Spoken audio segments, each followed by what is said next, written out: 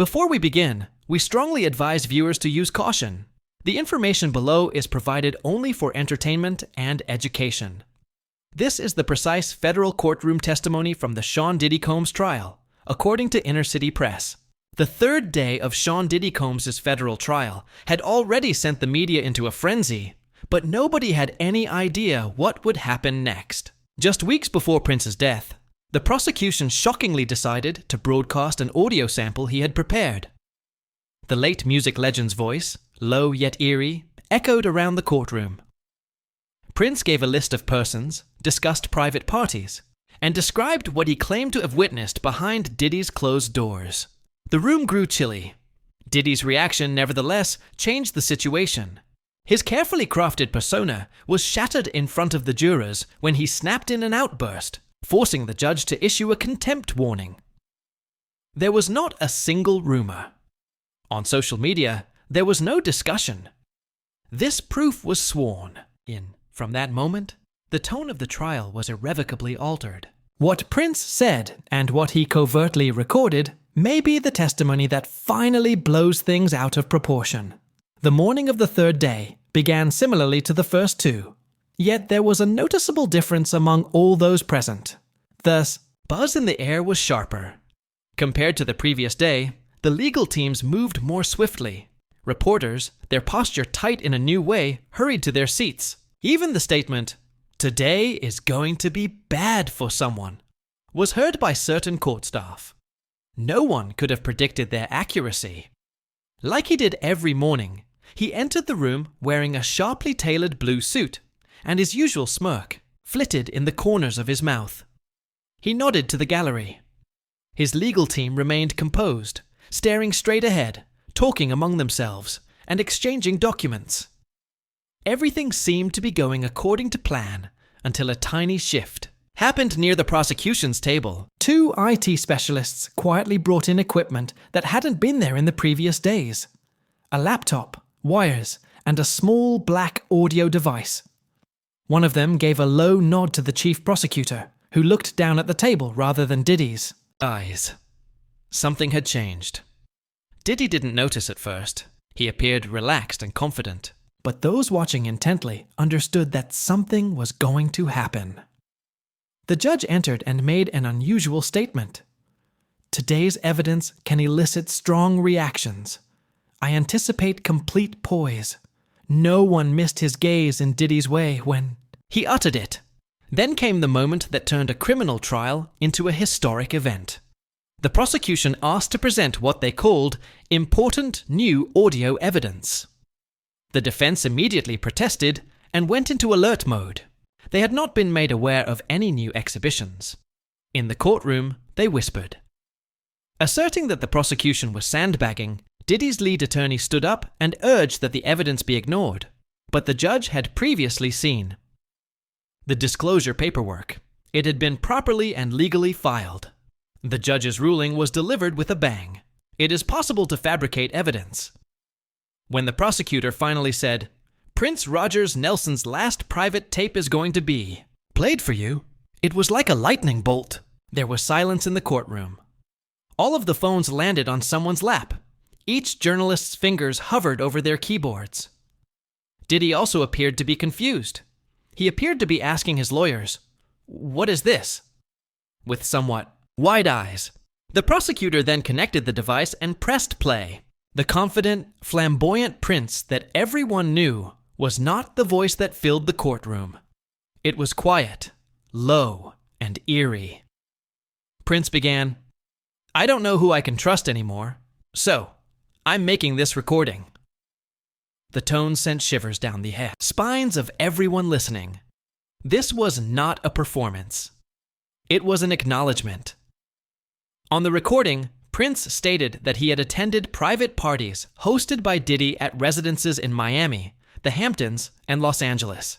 He described in chilling detail what he saw, including secluded areas with protected access, hidden cameras in changing rooms, and young musicians who are kept aside from their supervisors being encouraged to drink and take medication. Inside, security personnel were not allowed. Cassie Ventura described the exact same trend throughout her first 2 days on the stand. Prince was unambiguous. He named them. He provided specific dates, such as a December 2015 gathering in Beverly Hills. He also described actions that were almost exactly the same as those described by earlier witnesses. But what was unique in this case? The courtroom's reaction shifted from disbelief to alarm, because Prince was speaking with full awareness of what he was doing. That if something happened to me, this recording needs to go to the press or the police, either one, he said. As soon as Prince's voice started playing, Diddy's body language changed drastically. His eyes narrowed and his mouth twitched. He stopped murmuring to his lawyers. He leaned forward, crouching slightly. His face was pallid. The jurors began to watch him closely as they listened to the tape. Then Prince said something that shook the room. These aren't just parties. They are traps. The stillness was so complete that you could hear Prince breathing in between phrases. It was obvious that one of the women in the back row was crying. In the first row, a reporter lost her pen. Diddy's attorney placed a touch on his arm to try to calm his client. Diddy pulled out. Prince continued by saying that he had alerted Diddy about what he had seen and that he had addressed him at an after-party in 2016 to tell him that the manipulation of young musicians and guests had to stop. You might be, Prince, but you're not untouchable, Diddy told Prince, he said, laughing. The courthouse was hit like a gunshot. Diddy's mouth moved. To his team, he whispered something. Grabbing a yellow legal pad, one of his lawyers started writing frantically. Another looked at the judge as though he was waiting for an opportunity to raise an objection. However, there was nothing to protest. In real time, the damage was being done. Diddy's outburst came just as the courtroom was at its most tense, as Prince's composed yet damning remarks continued in unrelenting detail. The next gathering was described on the tape. There were a lot of celebs, and one horrible incident upstairs in this one from March 2016. Diddy couldn't stand it any longer, as Prince mentioned the address, which the prosecution's forensic timeline had already cited. That's a lie, he shouted, instantly getting to his feet. The sound of his voice echoed off the courthouse walls, shocking even the bailiffs. The reaction was instantaneous. Security hurried in. His lawyers stood up and tried to pull him back into his seat. An attorney growled, "Sit down!" Diddy's voice, though, raised once again. He was non-existent. That never happened. The judge slammed his gavel down repeatedly. Mr. Combs, control yourself, or I will hold you in contempt. The courtroom was in utter disarray by this time. The jury exchanged shocked glances. Two looked visibly distressed. A court sketch artist then told reporters that she had to recreate Diddy's face 3 times. His face was drastically changed by the eruption. In order to restore order, the court ordered the prosecution to halt the recording. Diddy was struggling to breathe. His hands trembled on the defense table. He had lost the pristine image, the millionaire tycoon, and the untarnished ideal. It was replaced with a man who was obviously in a panic, encircled and tumbling to the ground in front of a jury. For the prosecution, this was no accident. Court insiders later verified what many believed. The timing of this tape had been deliberate. They believed that Diddy's defenses would ultimately be lowered on day 3. Therefore, following days of careful cross-examinations, limited testimony, and slow building. And it worked. He provided all the information the jury needed.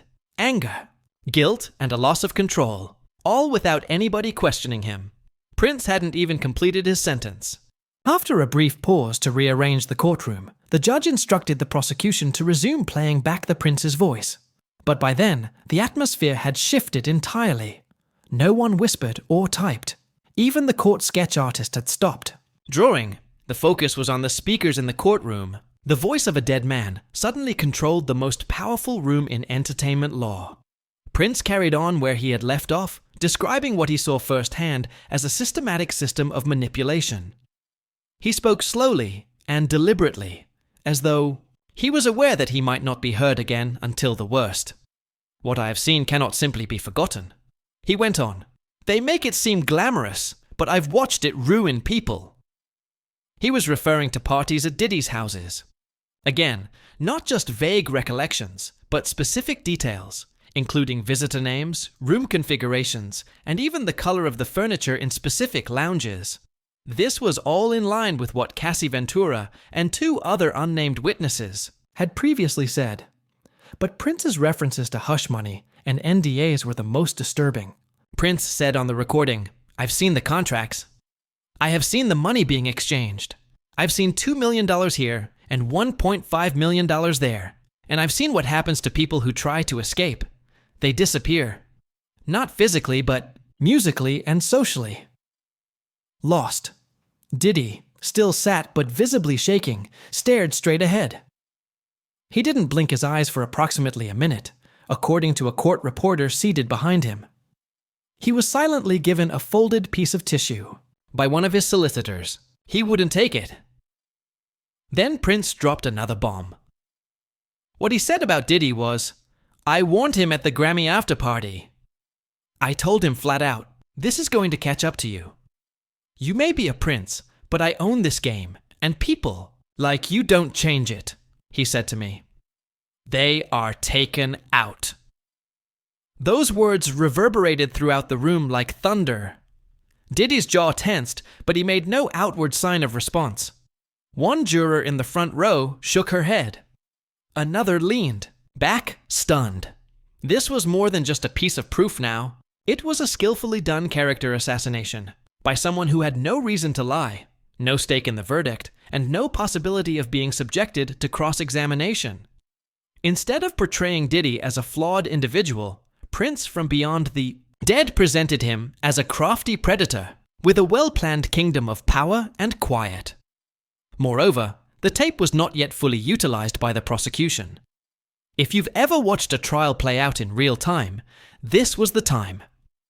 The prosecution had stitched together years of abuse, dishonesty, and secrets to create a slow-burning fire with Cassie Ventura's 4 days of testimony. Through Prince's voice, though, they had now poured petrol on it. Prince began by describing his own concerns. "I had never spoken up in my life," he said, "because I saw what happened to those who did. I witnessed people being kicked off, award presentations, losing contracts, and being dropped from tours. There are other factors besides power. It's related to fear. Fear keeps everyone quiet." He recounted an incident at one of Diddy's events where he believed a guest was being secretly filmed.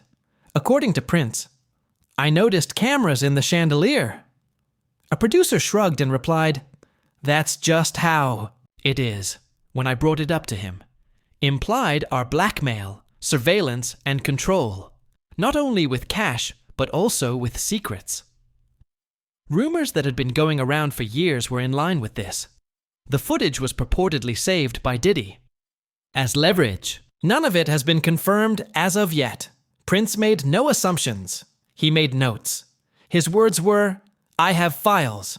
All of the hard drives, tapes, and photographs are current and well arranged. I gave copies away to 3 people. Consult them in case I'm injured." This was more than just a tape now. This whistleblower's blueprint indicated why Diddy had lost control earlier in the day. He probably knew what more might be out there. He most likely recognized facts that only people in his inner circle could have known. The correctness and consistency of the tape with the prosecution's established timeline could not be ignored. Near the end of the recording, Prince made a comment that may go down in history as part of this trial. "I've devoted my life to protecting my music, but I've realized that what needed to be protected were the people. Besides, no one was doing it. Absolutely not. Not when it mattered." The recording was over. Nothing. There was no movement in the courtroom. After that, the prosecutor said, "Your Honor, no more questions." She had run out of things to say. Prince had done the heavy lifting from the tomb. After the court was recessed for the day, Diddy's team got to work. They filed an urgent request to have the full recording suppressed, claiming that the tape was biased, that the witness was deceased and could not be cross-examined, and that it was impossible to independently verify the audio's authenticity. But it was too late, they realized. The jury had listened to it. Even worse, they had seen Diddy's collapse. Already, legal experts were reacting outside the courtroom. It was said by one person, "You don't recover from something like that." The jury saw the defendant lose control when they heard the voice of one of the greatest artists in history. When the tape concluded and Diddy returned to the courtroom, reporters noticed that he hardly talked. He leaned forward on the defense table and stared at the floor, his elbows digging into the wood. His lawyer tried to get in touch with him. He nodded, but remained silent. He looked little and fragile, as if the world had finally caught up with him. But maybe the most upsetting moment came not in the courtroom, but in the jury box. As the judge dismissed the panel for the night, 3 jurors were still there, looking back at Diddy. One shook their head slowly. Another appeared visibly distressed. You don't need a transcript to understand what was going on in their heads. What they had just witnessed was something they would never forget. Prince had hurt more than only Diddy's defense. The entire trial had changed because of him. Diddy was most alarmed by Prince's assertion that he had left more behind. The courtroom was silent at the final moment of the recording, and the full force of Prince's message struck everyone present like a mist. It was not just what he had said, but how he had said it, measured, thoughtful, and sorrowful. He spoke calmly, but his words were filled with finality, frustration, and fear. Just before the recording came to a close, Prince said, "Make sure this reaches the appropriate people in case I am harmed." This goes beyond simple self-defense. Protecting those who were never given a chance to speak is the aim. There was silence, no music, no distinctive falsetto. The sounds cut like if the air in the room had been swept out. Nobody applauded. Nobody mumbled. Even the gavel was silent for a few seconds. The judge inhaled deeply, looked at his notes, and then looked back at the jury before proceeding. What had just happened was more than a legal ruse, and everyone knew it. It was a cultural earthquake. The judge calmly but firmly told the jury that the source's death should not be taken as evidence of guilt or truth. When assessing the content, take into account the complete record. But anyone observing could tell by the jurors' expressions that they were doing more than just evaluating the evidence. They could feel it. Like a ghost, Diddy sat still. His hands were still. His face expressionless. His eyes were no longer fighting. For the first time during the trial, he seemed less like a rich mogul, and more like a guy facing the real possibility of collapse. Despite the adjournment of the day's events, nobody really left the courtroom. They floated, confused, like survivors of something they could not yet explain. Outside reporters used words like unprecedented, career-ending, and game-changer. On streaming panels, legal experts were already speculating about how this one audio sample would alter the case's overall outcome. But the biggest shift had already taken place, not in the law, but in the narrative. Diddy was exonerated of all accusations. The man who had given him his name was still missed, loved, and trusted by the world. Moreover, such trust could not be cross-examined. Jurors are instructed to set aside their feelings, focus solely on the facts, and assess only the evidence presented in court. But no human can stop a dead legend from naming people, describing wrongdoing, and pleading with the world to listen. Furthermore, no juror could overlook what happened to Diddy's meticulously crafted mask as the recording began to play. The jurors witnessed a live psychological breakdown on the 3rd day. A man who had spent decades at the top of his profession was crumbling in front of them. They saw Prince's physique jolt to attention when he brought up a certain party date. Before the judge threatened to hold him in contempt, he muttered, sweated, twitched, and then burst, shouting across the courtroom that Prince was lying.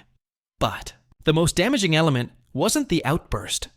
Diddy's inability to recover was followed by silence. Not physically, not emotionally, and not legally.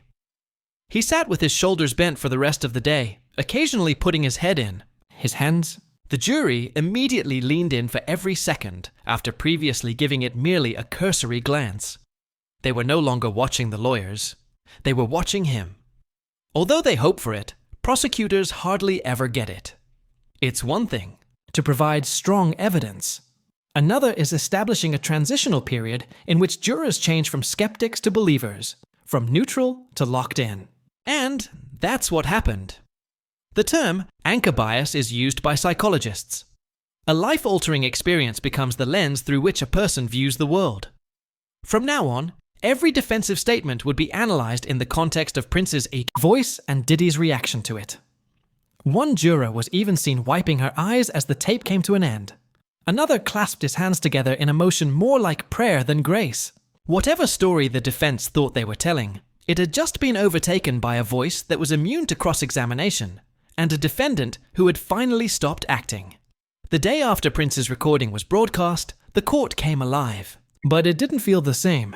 Even before testimony commenced, there were speculations that new recordings would be made. That Prince's vault, which has long been rumored to hold hundreds of unreleased songs, might hold more information than just music. In an unreported statement, a forthright insider from the prosecution's team said, "We believe Prince was documenting something bigger, and this may not be the only thing he left behind." The idea rocked the entertainment industry. Who else might be mentioned? What additional names are sealed in the vault? What was the true scope of Prince's concerns? It is clear that this trial is no longer solely focused on Cassie Ventura's case. Previous abuse, NDAs, and freak-offs are no longer the only subjects. As a whole, it has become a criticism of the culture Diddy helped to create.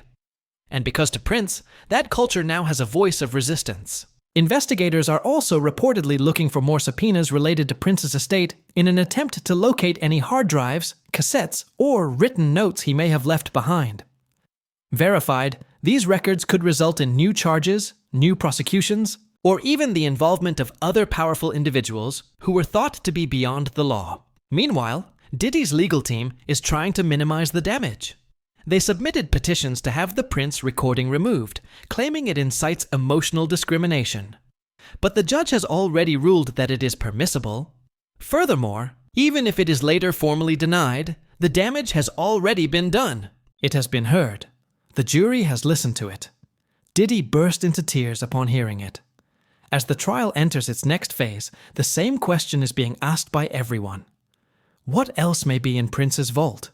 More importantly, who will it next reveal? Because what transpires next may be a game changer for the entire company if the case broke on day 3.